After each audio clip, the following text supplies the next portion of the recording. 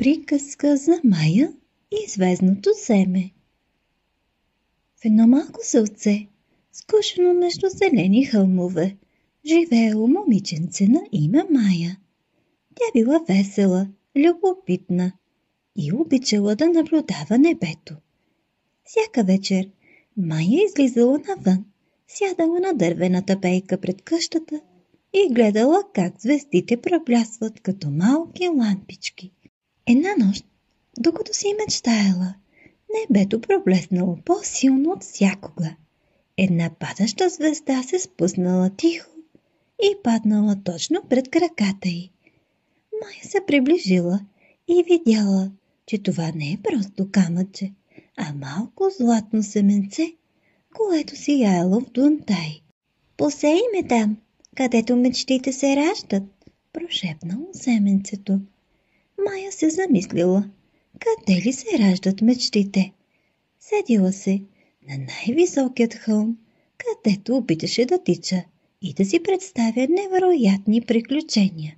На следващата сутрин тя се качила на хълма и внимателно посадила семенцето. Поливала го всеки ден, говорила му и му пеела. И една вечер, точно когато слънцето се скрило, земята леко затреперила и от семенцето поникнало магическо дърво с листа, блестящи като звездички.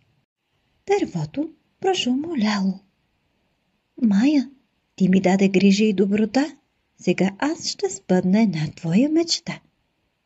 Мая си помислила дълго и казала: "Искам всички хора да могат да виждат красотата, която виждам аз, звездите, вятъра, смеха, добрите сърца."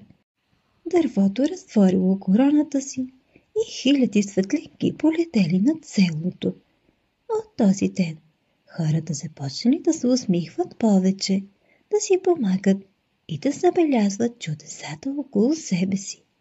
А Мая, тя продължила да гледа звездите, но вече знаела, че една от тях живее в сърцето й.